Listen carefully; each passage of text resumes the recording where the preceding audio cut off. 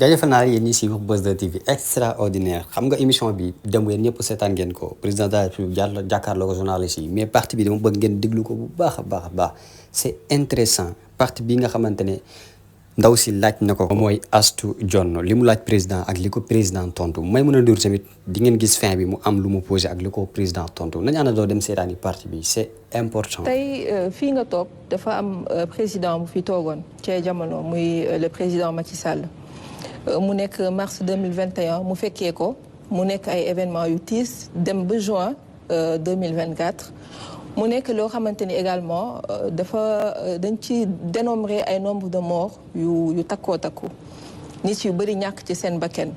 am ci également ñoo xamante ni gaañu nañ ci ñii perdre nañ seen ay biens mais boobu moom mi ngi woon ci bopp réew mi comme tey ni nga nekkee ci bopp réew mi amoon nga jugement ci jamono jooju en tant qu'opposant aujourd'hui nga xamante ni ci nga gën a jege li nga xam ni moom moo di c'est-à-dire yaa ngi ci intimité pouvoir xam nga lan mooy jiit xam nga lan la war a def si jamono ji nga xamante ni réew mi ngi yëngu à sa place à l'époque jan xeetu décision nga doon jël surtout ci wàllum justice boo nekkoon ci place am si jamono ji nga xamante ni dëkk bi yëngu woon na ba tey ñu voté loi boo xamante ni daanaka dafay delluwaat ci loolu nga xam ni ça a touché toute la mémoire collective. mais su ma nekkoon ci place am dëkk bi di yëngu parce que dama ut faagaagal kenn koo xam ne mu ngi dox pour jël nguur damay jàpp ne bu jëlee nguur askan wi ko bëgg a jox nguur. j'organise la compétition d'une façon loyale et transparente sénégalais yi tànn ku leen neex malgré lu ñu def yépp. mais jógeewul foofu rek baal ma président dafa jógee depuis mars 2021. mars 2021 loolu du woon contexte politique mais plutôt l'actuel premier ministre qui a été accusé. mais c'est justement ça mais accusation yooyu mooy li may wax c'était pour faagaagal adversaire politique parce que ñëpp xamoon nañu accusation yooyu comment elles étaient ñëpp xamoon nañu ko.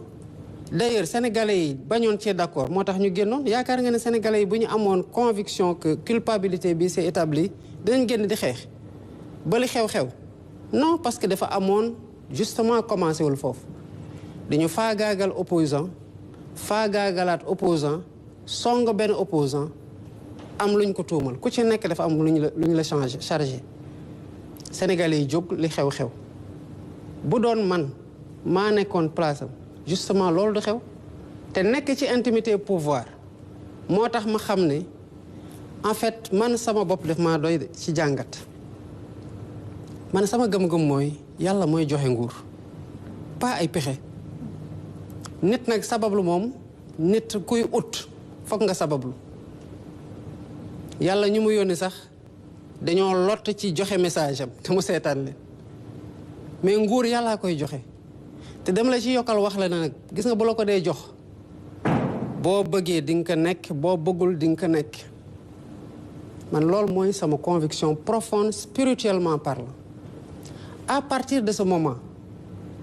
faagaagal nit pour tere ko mu jot ci nguur amul sax njëriñ nii sens ci man parce que bu dee yàlla dogal na ko day am te mënoo def dara ba mu bañ a am te malgré li nit ñi def yépp mais li yàlla namoon am na ñi bëggoon toog tax ñu fitnaal ñëpp rey désacraliser tout déprotéger tout ñu nekk dans une situation où des éléments en gourdin défilent aux côtés des forces de l'ordre qui sont censées assurer l'ordre ñu di leen xool ñii yor ay fusil à pompe di tirer ci ay kii ñii yor ay kalachnikov yor ay numéro 9 ak yu kenn xamul loolu yëpp xew fi loolu yëpp xew na fi mais malgré tout est-ce que ñi doon def yooyu yëpp demuñu bi sénégalais yi bu leen fi sénégalais yi bëggatu leen yóbbul nañu leen donc loolu yëpp yi xewoon avant lu mu doon ñàkk la ñu bàyyi sénégalais yi ñu tànn sachant que sénégalais yi sax mënuñoo tànn lu génn ci volonté wu yàlla moo tax ma ne la bu doon man du ma nekk ci période émeute am na maa ngi ci intimité nguur ñu ngi en temps de paix j'ai la majorité à l'Assemblée je peux faire passer ce que je veux en termes de réforme tant que le camp de Pastef mi nekk majoritaire moom mooy soutenir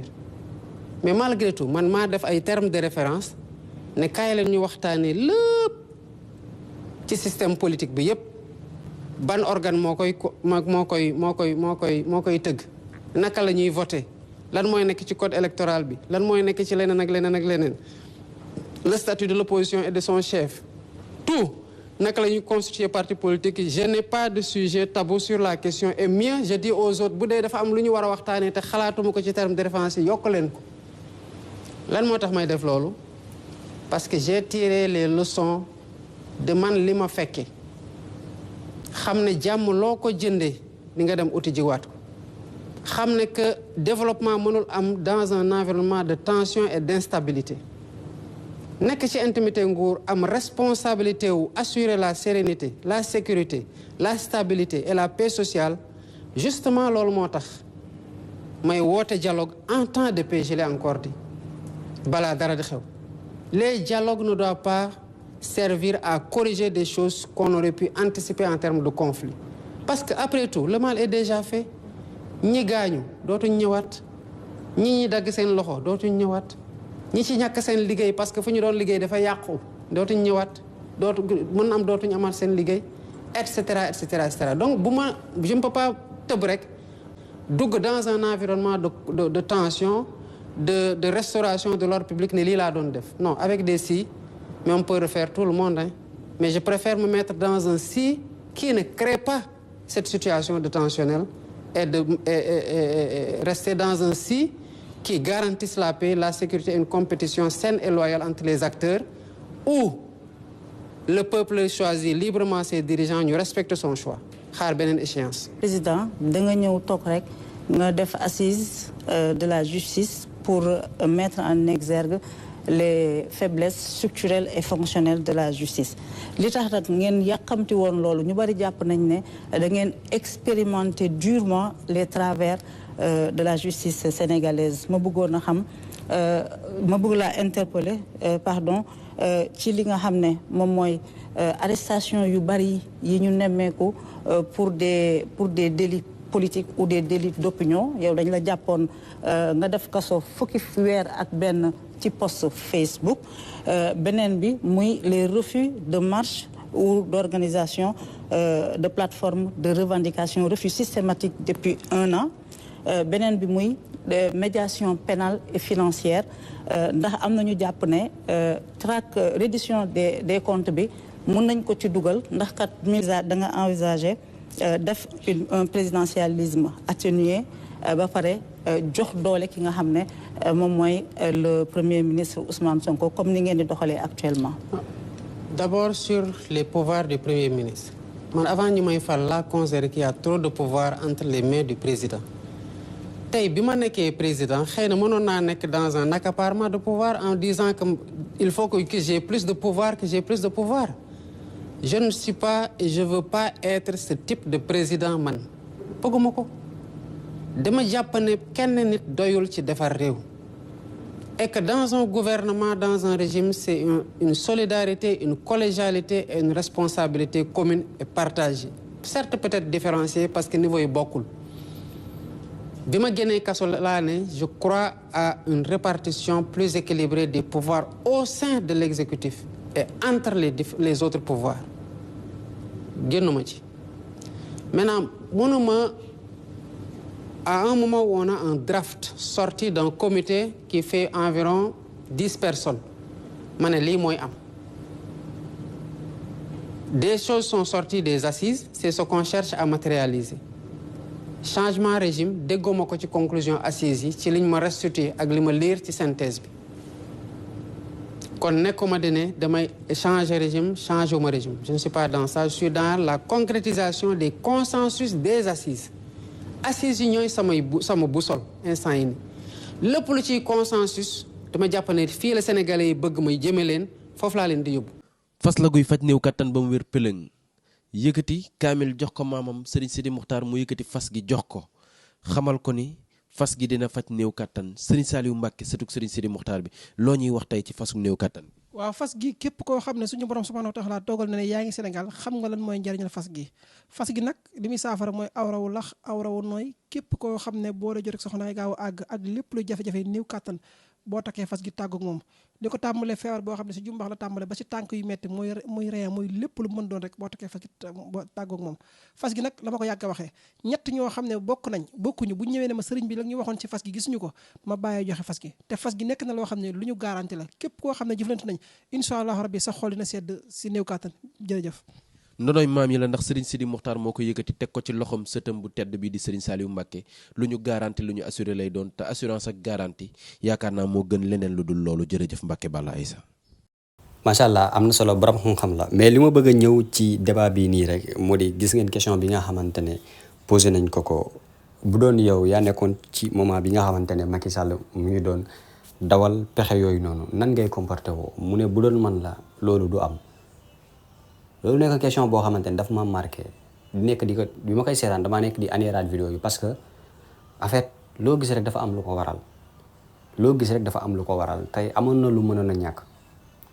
lan moo mënoon a ñàkk mooy daf sa xel ne damay éliminer ay adversaire daf sa génnee sa xel ne ku falu rek yàllaa la fal et que sa premier adversaire lenn kese la muy sa résultat bu sa résultat baaxee même bu sa mandat jeexee sax mën nga joxeñ diw ne leen ànd leen ak moom Sénégalais yi ànd ak moom bu fekkante ne li nekk ci yow mu ngi ci moom donc kon boo nekkee président am na lu la war a doy muy lan muy résultat na nekk li nga xamante ne moom mooy sa bilan na nekk sa xeex mais pas nga nekk di éliminer ay adversaire ay adversaire politique parce que def na ko première fois mu jàll deuxième fois troisième fois bi gars yi bañ donc li xew lépp ci la xew ak plan yoo xamante ne dañ ko doon teg donc ba indi li nga xamante ne moom la indi deuxième question bi nag mooy bi ñu ko laaj ci Ousmane Sonko pouvoir bi mu yor dafa bari Bassirou Diomaye Faye du mës a nangu loolu dem na sax ba wax ne président li mu doon am dafa bari président moo yor pouvoir bi yëpp donc soo amee koo xamante ni daf koy dimbali mën koo téyal yeneen affaires yi président dafay livre ci benn côté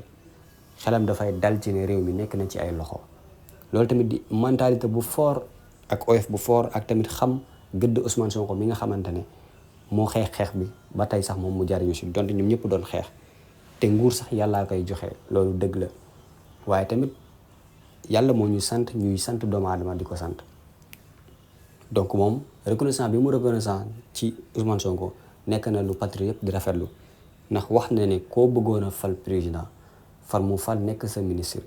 bu dee yéene boobu mu ngi nekk ci yow ba léegi de lu mu am da nga koy xeeb donc loolu la wane te gars yi war nañ bàyyi di poser genre question yu mel noonu ci diggante Ousmane Sonko ak Bassirou Diomaye Faye ndax Ousmane Sonko ni muy doxalee noonu la war a doxalee kon gars yi vidéo bi fii laa koy yemale di leen wax beneen vidéo incha allah ak ci beneen jàngat jaa ngeen jëf